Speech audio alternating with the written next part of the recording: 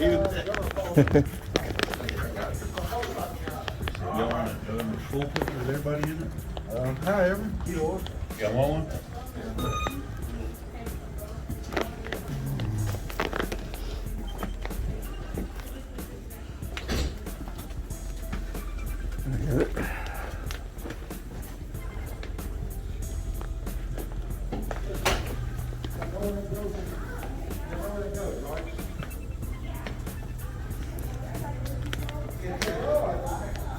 Everything right here, we're gonna talk for a minute.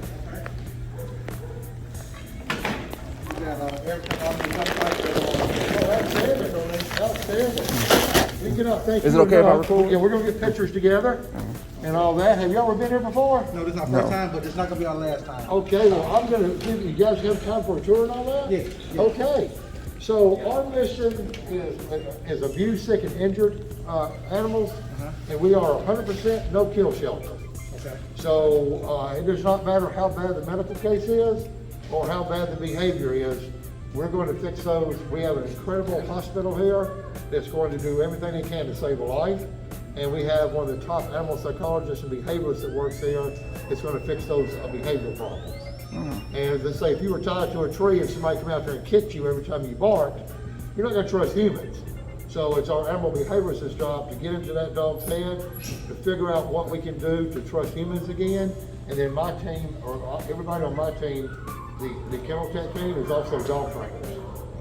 And so and I'll show you that more as we go through the tour. And just because a dog is terminally ill, we're not going to euthanize either, because remember, we're a no-kill shelter. So as long as we can make that animal comfortable with pain meds and medications and things like that, we're going to find that dog a hospice home, and they're going to live out their life in a hospice home until the end of their life. Oh, wow, that's And nice. so we truly believe in no kill. The only time that we will ever have to euthanize, and I give an example because this happened here, is if there's no place to start. We had a hound dog that was run over by a car. Her spine was broke, her pelvis was crushed, both hips were broke, both legs were broken, and she was bleeding internally. Wow. I mean, where do you start? Right. I mean, you couldn't even start to sedate to go into surgery to fix even one of those because she was so bad off. She was suffering probably just a few hours from expiring, and so we went ahead and had to relieve her suffering. And that's the only reason we would do something like that. So we're a 100% nonprofit organization, and it takes right around $6,200 a day to run this facility. When you think of that, you'll be able to see that more as we go through, but we're doing hip replacements, knee replacements. Gunshot victims are about $8,000. Burn victims can be as much as $20,000. Cancer patients can exceed over $30,000. So you can see how that money goes into the animals here. Okay. So y'all are local, right, Memphis? We're local. Yes. Yes. And this is our president of our motorcycle club. Outstanding. All right, nice to Literature. I'm Yeah. GTL. As you can see, we're named after K9. Oh, absolutely. And so we're starting to try to get into community service going around dogs. Oh, we appreciate this so And much. shelters and So anything much. we can do to help every so often. If it's not our time, we can.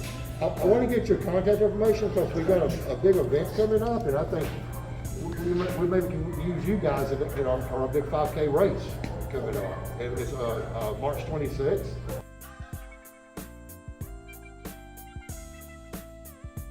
So it's really, really important that we maintain an incredible atmosphere for these dogs because they need to be, and unfortunately for government facilities, they're housed there, they're not taken out, they're really bad situations. We want this to be as close to a home as it possibly can for a shelter. And so our dogs are taken out for constant potty walks. We have training sessions with them, we have play yards, and so we have enrichment, whether it be like this pate smeared on suction cups and put on the wall, whether it be cards, whether it be noddle bones, whether it be chew toys. So it's a constant enrichment program here too. And my background before I come to work here, when I was graduated high school when I was 17 years old, and went straight to the recruiting office and enlisted in the Marine Corps. And Hoorah! I served, hoorah! And I served for 25 years until 2007. I was going for 35. but I took an RPG blast in Uqabat in Afghanistan. So I spent the next 2 years at Walter Reed, then put back together again. I wanted to go back active duty, but they told me my time was up. So I needed something else for a mission. I didn't want a job. I mean, you know, we all get jobs. I wanted a mission. So I had a mission as a Marine. So this to me is a mission. It's not a job, it's a mission. And so I so much enjoy what we do here. We understand, we have dogs. Oh yeah. We've had dogs that passed, his dog passed. Oh, it's like losing a family member. Yeah, it is. I had a 7-year-old pit bull, and he had an enlarged heart. Oh wow. And I could just see him suffering, but within 2 or 3 weeks, he passed away. Oh, I got a German Shepherd. She and I were wounded together in Afghanistan. We came home together. Okay. And then I have a blue-nosed pit. She's a mess. A giant schnauzer. She's crazy. And my big boy just passed away. He was a 265-pound Neapolitan Mastiff. What kind of master? Neapolitan. Yeah, his head was that big old jowls. His head was that big, stood that tall. So let's go take a tour. So this is our lobby area. This is the adoption cage. So as you can see, these kennels are immaculately kept at all times. And my team constantly goes through, and if a kennel is sold, then they're going to clean it within 5 to 10 minutes. There's so much goes into this. During the winter time, these floors are heated to 72 degrees. And we have heat and air, but we want where animals are housed at, we want the floors to be heated and cool too. So in the winter time, they're heated to 72 degrees, and in the summertime, they're chilled to 68 degrees. Nice. So if you've been out running and playing and you're all hot, you want to come in and lay on a nice cold 68-degree concrete floor. And so we're gonna go through the kennels. We're gonna go all around. So we're gonna go anywhere today. Okay. Okay. Now I want to get a picture of us together with the donation, and I also want to get the contact information. Yes, sir. This is Marcus. I just love this silly face. That's pretty. As you can tell, we have a lot of pits here. We're an organization, we do not discriminate against any type of breed. If a pit needs our help, we're gonna help him. If it's a little chihuahua, we're gonna help it. Oh, you got a king suite down here. Oh yeah.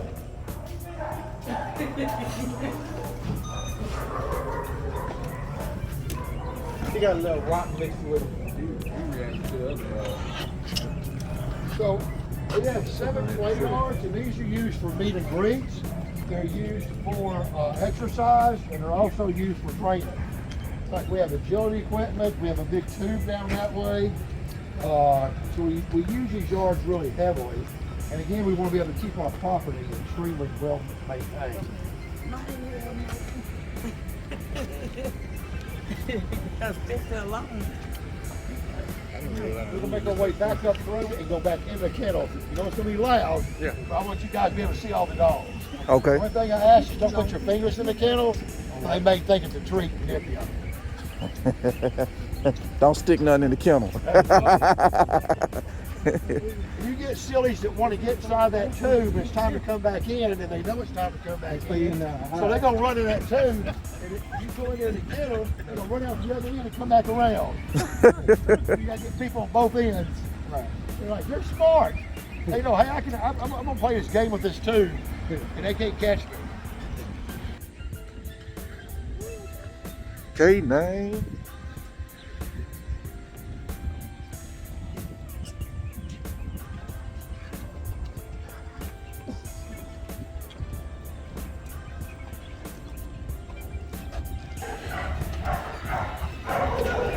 Every time these dogs go out the door, their times are written down so I can tell how many times a day they're getting out.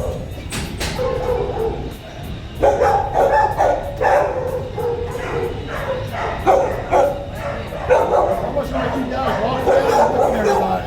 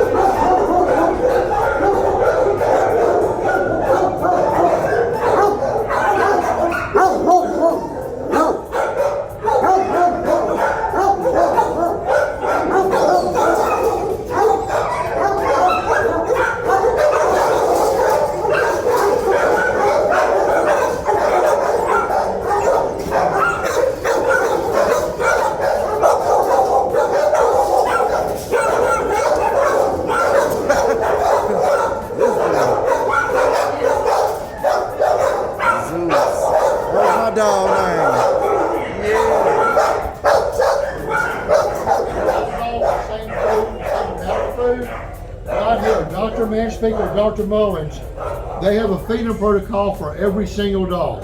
So these are special feedings. So all these dogs here are on special diets, special food. It could be because they have a kidney problem. It could be because they have a intestinal tract problem.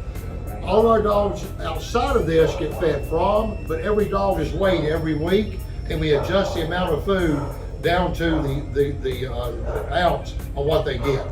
So we don't want them gaining too much weight. We don't want them losing weight in this environment. So once a week, every Monday, they're weighed, and then Dr. Manspeaker then on Tuesday adjusts everybody's feeding protocol, whether they need to increase by an eighth of a cup, go up, go down, and so and my team has to keep up with all of that on what the feeding protocols are.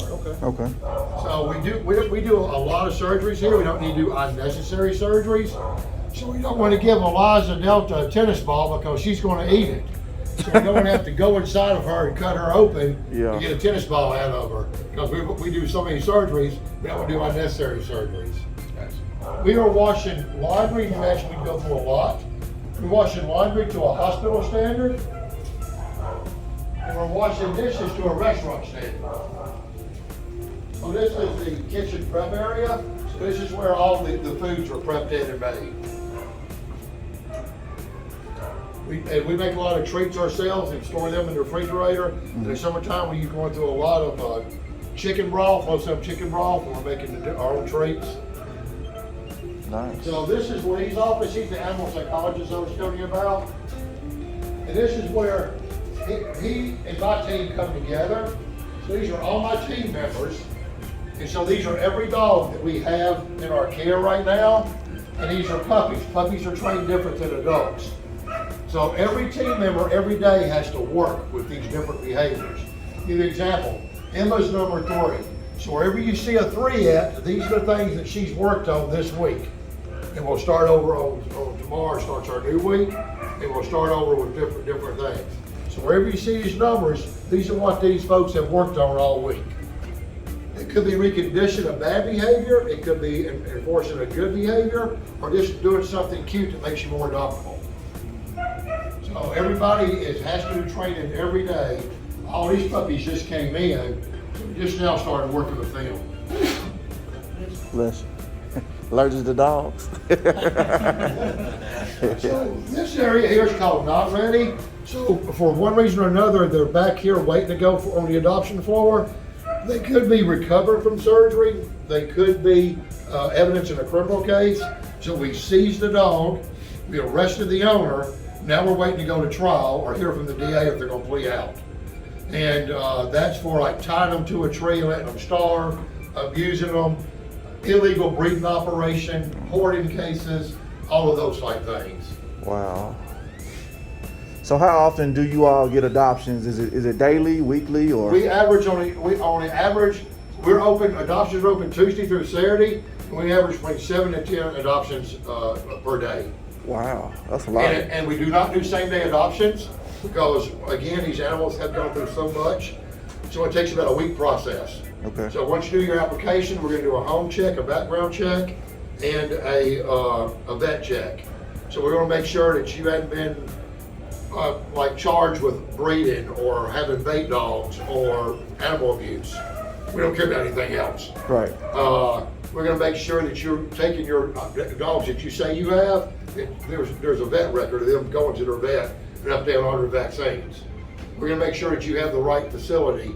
If you're wanting to adopt like Angelina, the German Shepherd, and you live in a 1-bedroom apartment, that's not gonna work.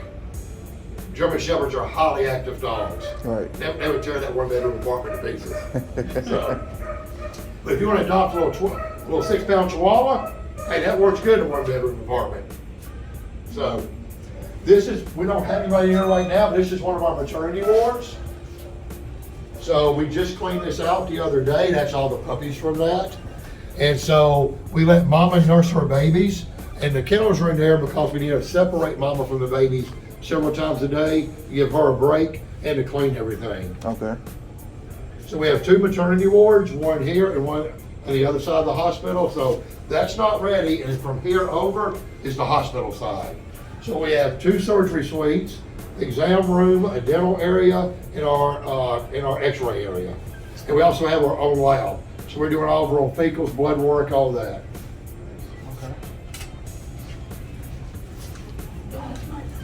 This is me, one of my amazing team members. This is How's it K9 going? Motorcycle, and they brought us some great donations, and we're gonna be seeing a lot more of them. And show the back of your jacket. Oh. Yep. Yep. Yep. Awesome. Thank you guys. All right.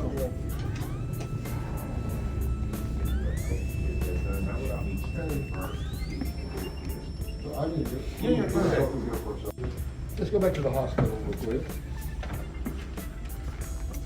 So this is the hospital side. So they're doing all the exams right now. This is our lab and all of our medications. How long have this, shut down? We've been in operation since, this lady started this organization in 1933 in her home on Central Avenue. We've been at this location since 2007. 2007? Yes, sir. Okay. Is that one of the reasons why they, got rid of the one on Humane? That was the government facility. And they built them a new facility off of Appleton. Yep. So you have Memphis Animal Services government, that's Appleton. Bartlett has their own government facility. Cardinal has their own government facility. And Germantown has their own government facility. They're all taxpayer based. So we're nonprofit, so we get zero government money. So these are medicines that would go out to the Yeah, that's the medicine cart. Uh-huh. All the medications. We average around $9,000 worth of vaccines at one time. is that where you keep the Viagra?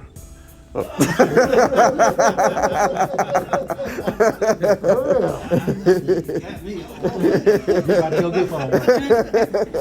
Come on, don't go, come on, Smoker. So this is one exam rooms here. All of our x-ray back there, and this is our surgery suite. Yes. They just finished surgeries for today, they've got everything cleaned up. So we operate two surgeries, we have two veterinarians. We operate two surgery tables at the same time. Wow. You'd think we're in like a little bar or something. And again, you see how clean everything is kept.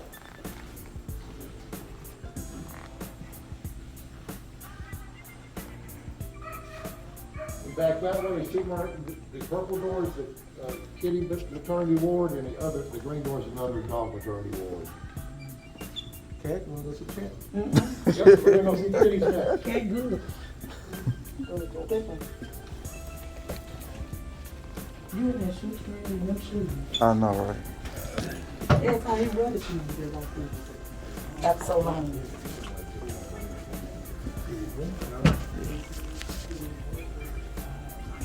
Sniper. Surgery. That's something. Next nigga's office. Can you tell whose office this is? Oh, that's yours.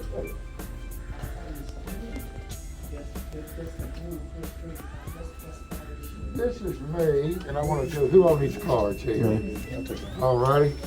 So I want you to write down when we go up front, I want you to write down all your contact information and Okay. everything too. Will do. So we're gonna go to the cat house next. Anybody allergic to kitties? I am, but I got my Okay. mask on. Upstairs is admin. Y'all crazy, man. Hey, everybody. So this is K9 Motorcycle. Hey, how's it going? What's up, man? We're using this now for the baby. Yeah, trying to. So we house just as many kitties.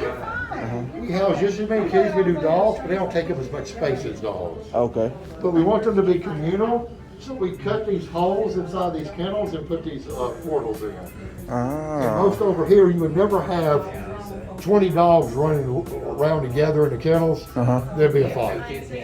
Kitties are communal, so they're all gonna just hang out together. So cats just hang out together. Yep. Yeah, I got them.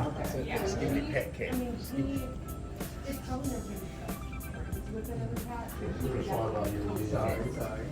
how you doing? I'm awesome. You too? No, y'all are good. Y'all been doing? All right. Get in the Bobcat.